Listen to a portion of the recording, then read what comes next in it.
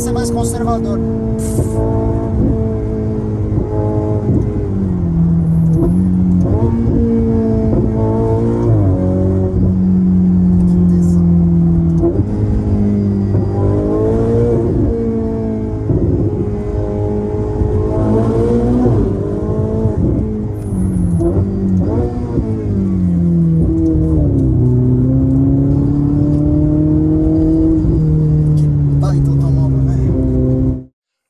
Com muita saudade de fazer uma das coisas que eu mais gosto, que é dar uma volta, levar vocês para ter em primeira pessoa a experiência de andar com alguns desses carros.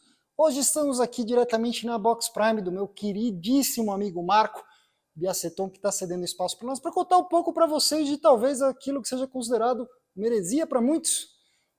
O começo do fim para a Ferrari? Será?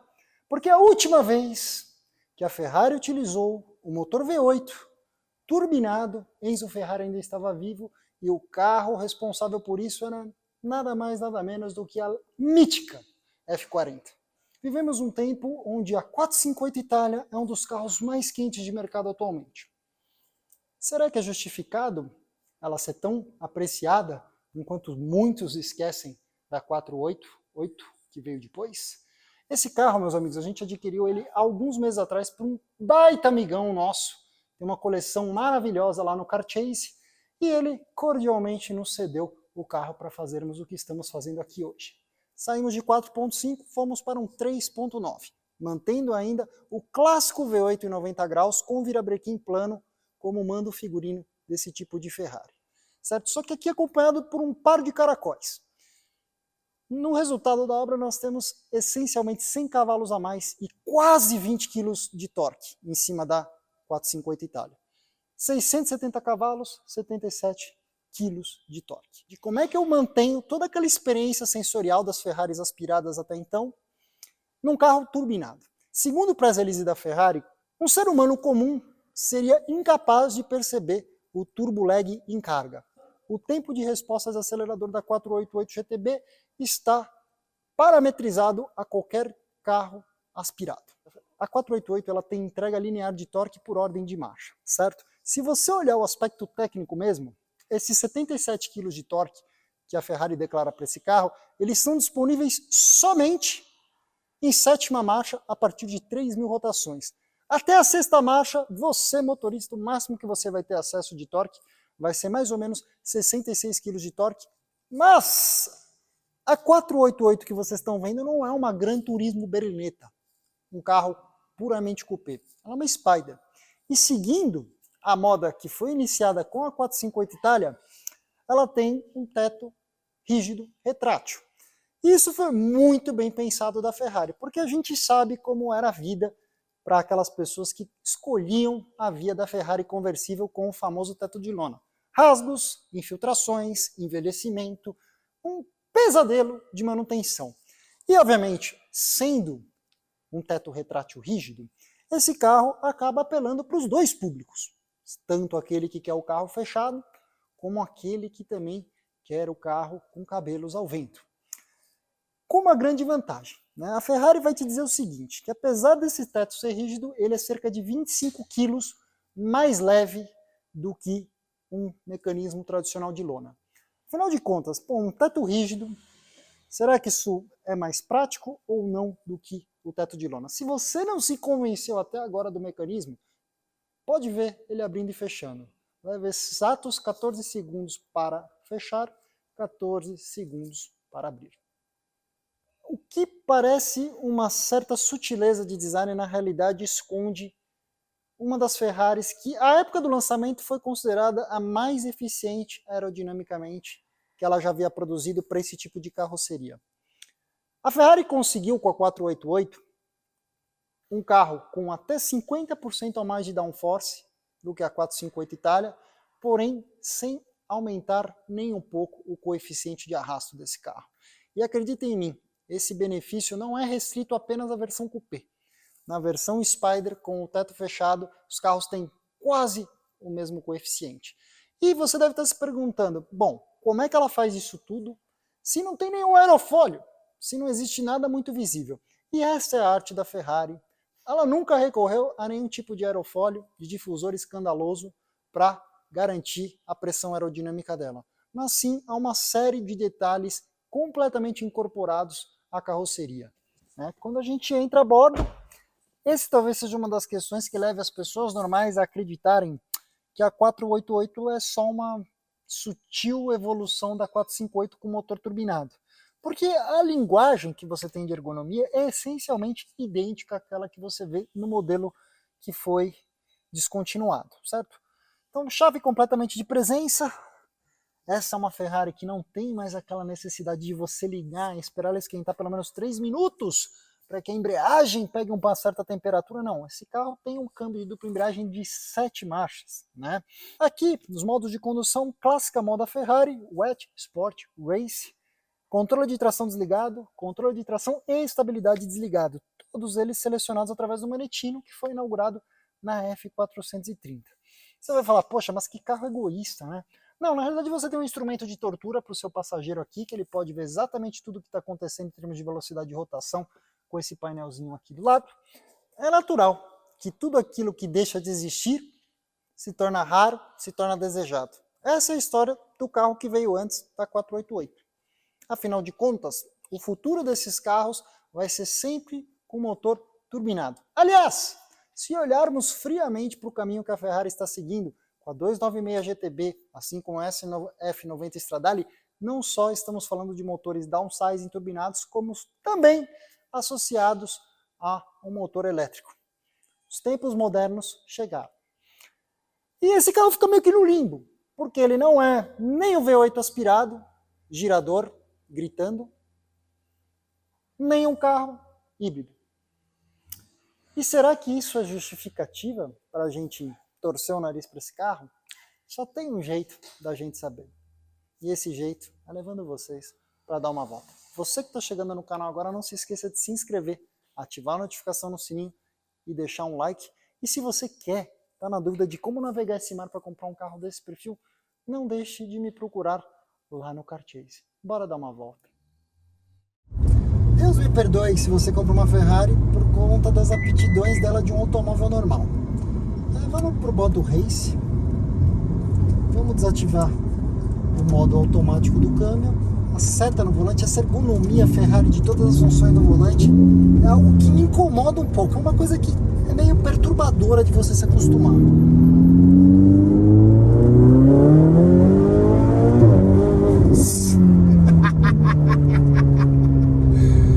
Cara, a principal inovação, quando o assunto é a 488, nada da Ferrari que vem antes dela tem a sensação de torque que ela te dá.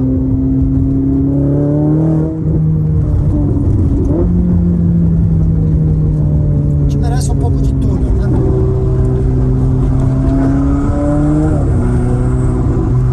Desativar a suspensão, botar ela no modo mais confortável, no modo bumpy road, ou seja, para você trafegar com mais tranquilidade em asfaltos regulares.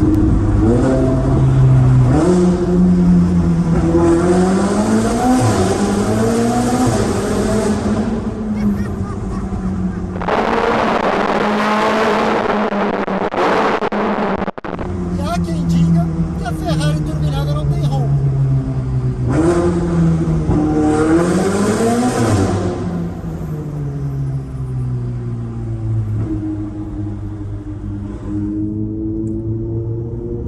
Assim, não vou dizer para vocês que tem exatamente a mesma nota que o V8 aspirado, mas tá lá no fundo aquele típico barulho do V8 Ferrari, só que um pouquinho mais abafado pelos caracóis.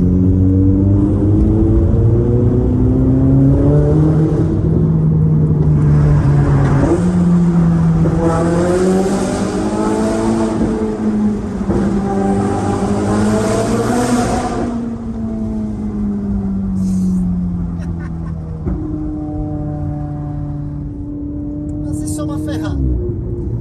E no vocabulário dela, ela não pode ter muitos defeitos, certo? Não sob um único ponto de vista. que é o ponto de vista da sua experiência ao volante. Ela pode ter todos os defeitos possíveis de manufatura, uma mistura de altos e baixos, mas quando nós estamos falando de uma Ferrari, a hora que você resolve interagir com o pedal da direita e com tudo que ela pode te oferecer,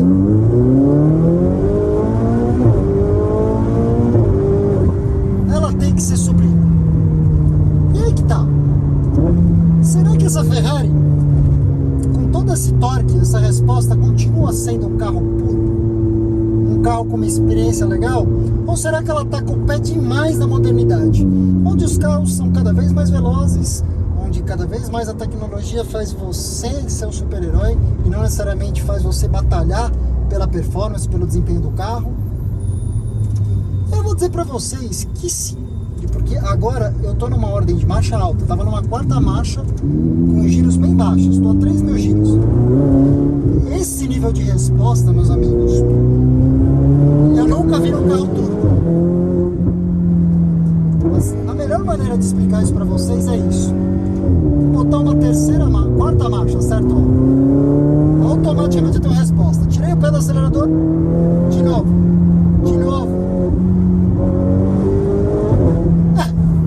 Eu nunca experimentei um carro turbinado que tivesse tão pouca inércia, tão pouco turbulente. Ferrari, você não mentiu no pré-release. É isso mesmo. É uma sensação meio bizarra. É uma entrega de torque que não é típica de um carro com motor aspirado. É uma entrega típica do turbinado mesmo, mas ao mesmo tempo sem aquele hiato, sem aquela resposta. Se a gente pegar, por exemplo, vou fazer uma comparação com McLaren, vou fazer uma comparação, por exemplo, com Porsche.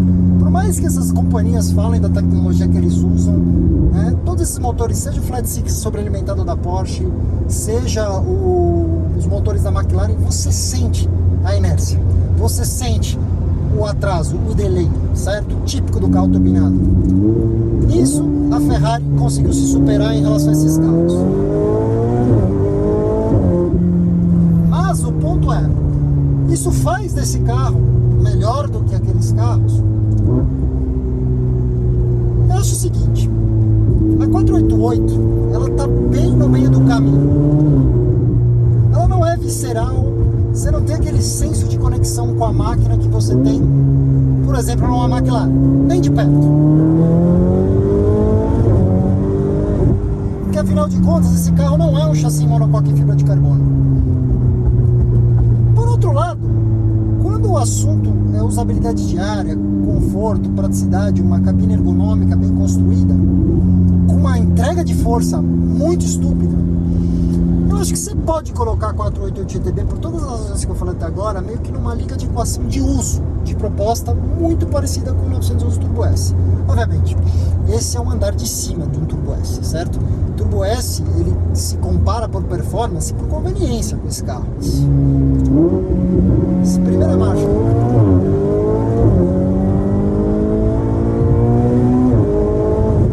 Automaticamente ela se torna um monstro. Um monstro. Certo? Precisamos falar de chassi, certo? Parece uma heresia, quem é você para falar isso, mas eu confesso, ouvindo tudo que a Ferrari falou no press release dela sobre esse carro,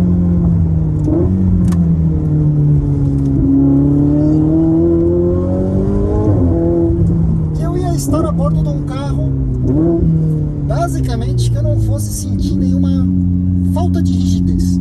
Você fala, cara, como é que uma pessoa normal sente essa falta de rigidez? O que eu quero dizer?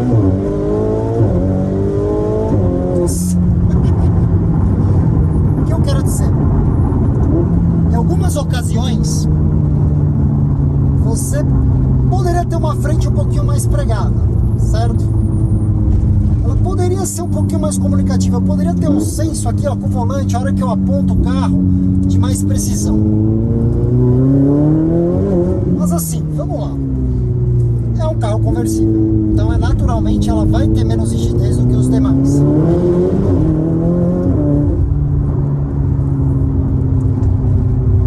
Vou colocar o carro agora no modo de suspensão mais rígido.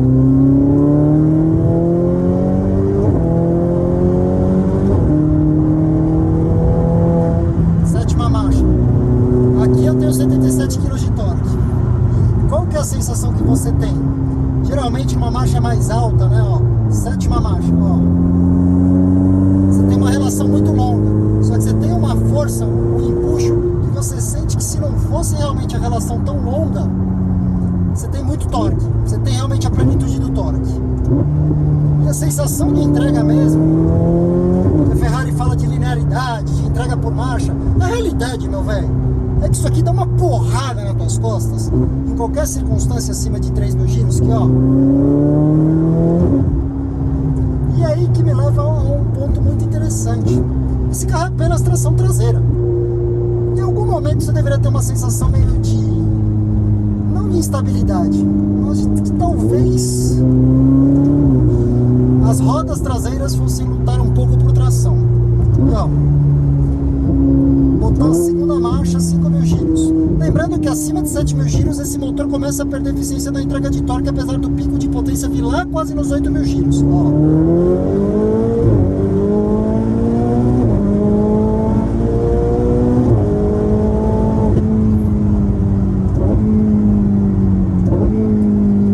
É um nível de porrada que você sente de força G que, olha, cara, a última vez que eu senti essa imediatez de porrada foi no Turbo S, no 992, tá? Não tô nem falando do 991. Só que com uma sensação muito interessante.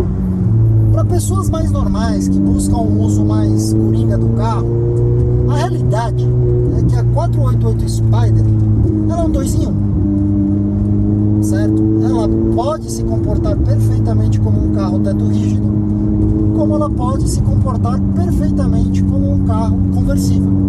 Para fins dessa gravação, eu não estou baixando a capota, porque senão seria simplesmente inaudível.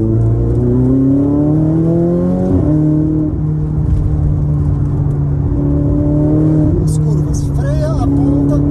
Esse momento que eu tenho certeza que uma fechada é mais rígida. Você vai dirigir o carro assim? Não. Então, em outras 90% das ocasiões, eu tenho certeza que esse carro serve muito bem. Se eu tivesse que escolher para todas as ocasiões, a Spider é meu carro. É muito seguro. Essas patadas que você dá, a hora que você está ali segurando o acelerador a 3,5, 4,5 e volta. Não tem inércia. Ferrari falou, vou colocar rotores que são feitos de alumínio do tipo Tial para reduzir a inércia. Vou retrabalhar tudo. E realmente ela entregou. Freios, bom, desde a 458 o equipamento standard da Ferrari é o cerâmico. Não existem mais esses carros com freio de aço. O que você precisa saber? Passaram-se os tempos já das primeiras freadas meio sem pegada. Hoje a tecnologia chegou num ponto que esse carro já freia mesmo com os freios frios. Pressão de pedal. Aí é uma coisa intrigante. A Ferrari ela usa um mecanismo, hoje já tem muita eletrônica entre o comando do pedal e a pressão da pastilha no disco. Mas curiosamente eu me sinto muito mais tendo controle mecânico do freio aqui do que na 458 Itália e do que na F12 Berlinetta. Parece que eles chegaram à conclusão que talvez o estresse do pedal era muito pouco para o motorista, ou seja, o motorista encostava muito pouco no pedal e já tinha uma freada muito maior do que ele imaginava. Aqui parece que eles voltaram um pouco e falaram, não, eu acho que o motorista tem que ter mais controle. Segunda marcha, precisamos falar de câmbio, né? Sendo bem franco, meus velhos, é no patamar das melhores que há de mercado hoje. Não deixa absolutamente nada a dever. Ó, marcha mais alta, quarta marcha, vem carregando. Isso é um carro motor central, tração traseira, hein, gente? E não é que eu sou íntimo desse carro. É esse que é o ponto que eu cheguei, né? Sempre falo isso. Puta, a tecnologia nos levou a um ponto que talvez o motorista não seja mais responsável por tudo que o carro é capaz de fazer. Por outro lado, é essa mesma tecnologia que permita que você, que gastou mais de 3 milhões num carro desse, consiga aproveitar tudo que ele tem para te oferecer. Essa é a magia da tecnologia. Então, assim, pegamos um pouco de trânsito, vou botar o carro no modo esporte, e aqui estou. Poderia estar ouvindo meu rádio, poderia estar tendo uma conversa com a minha esposa, com quem for de direito, e a vida estaria tranquila.